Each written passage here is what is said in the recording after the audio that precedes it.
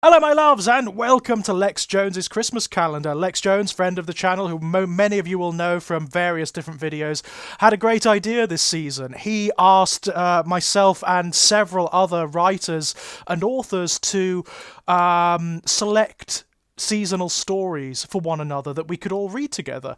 So this is my contribution. I was nominated to read a story by Matthew Bob Cash. This is Matthew's story. So thank you so much, and a very, very Merry Christmas to you all. I'm tired, but still you persist in getting one more tale to add seasonal chill to your warm home. Very well. I remember a tale of winter. About a winter 70 years ago, colder than any I've ever known. Tears come, not of sadness or some happy recollection, but tears of fear. For this snow-covered evening may very well be my last. It was 70 years ago, 7 decades that have passed as if in 7 days. The story is as fresh in my head as it ever was. It was Christmas time, 1941, the coldest winter I had ever known. I was worrying about air raids as some houses 5 miles away had been bombed only 3 weeks before, but Mother said there wouldn't be any air raids over Christmas. However, I knew she was trying to save me from concern. I knew the Jerrys wouldn't rest just because it was Christmas. Father was not serving in the army due to an accident, seeing him having his left leg amputated. He told me not to worry about such things, as we were always given a warning if a German plane was seen. So he put my mind at ease, and we were determined not to let Adolf Hitler keep us from enjoying our Christmas. I was sitting by the fire, reading as was normal for me on dark winter's nights. I remember putting my book down, too excited by the following day's festivities to concentrate on the words before me. I gazed around the candlelit room. Mother sat by my side doing her needlework by the light of the orange and yellow flames.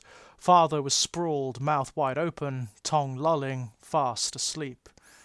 Mother and I were overjoyed when we heard the noise coming from outside, the sound of children singing. Their voices reminded me of the church choir. Excitedly, I pleaded with Mother if I could go down to the main door and listen to them. She smiled and nodded.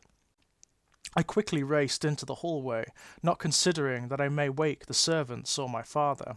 Down the staircase I went to the large oak doors. I could hear them more clearly now. I could hear the beautiful yet haunting words of the Christmas carol, O come, Emmanuel. I reached up for the bolt and slid it with difficulty across. The door groaned as I pulled it with all my strength.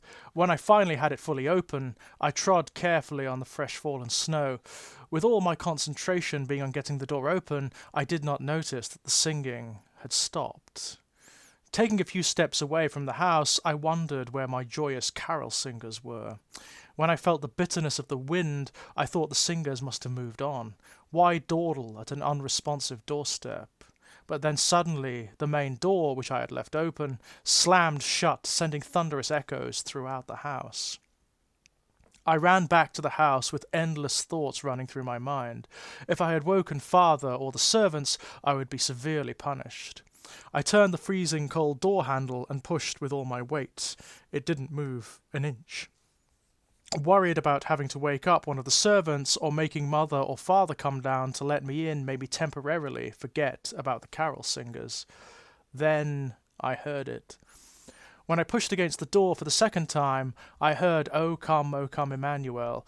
The singing came as if it were across the threshold and inside the house. I realized they must be playing a joke on me. Visions of Mother and Father standing at the foot of the stairs, chuckling. Cook would probably be waiting with some hot milk and a bowl of roast chestnuts. I giggled and called for them to let me in, as it was so cold I could positively freeze.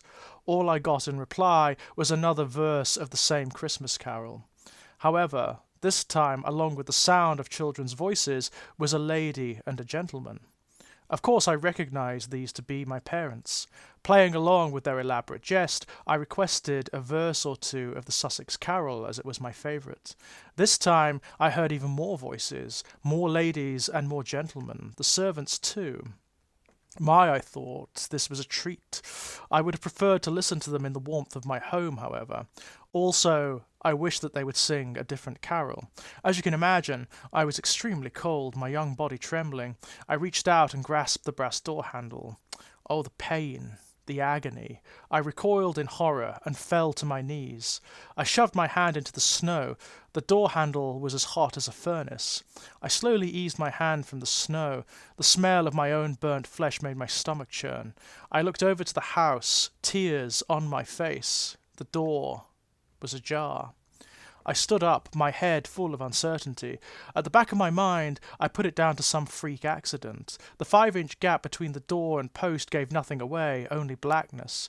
It was only for the love and trust in my parents that I returned to that door. An accident, it must be. With my left shoulder, I forced the door open a few more inches. Carefully avoiding the handles, I squeezed myself into the house. Then suddenly, to put my utmost fears into reality, I heard the solemn, eerie wailing of the air raid siren in the village. Oh no, I thought. I did not know what to do, go further into the house or make for the air raid shelter in the garden. My instinct told me to find my parents first, so I continued. I could make out the staircase and hallway ahead of me in the darkness. There was no one I could see or hear anywhere. Firstly, I called for mother, then father. When I got no reply, I hollered at the top of my lungs for the servants. Nothing. Slowly, I started to climb the stairs.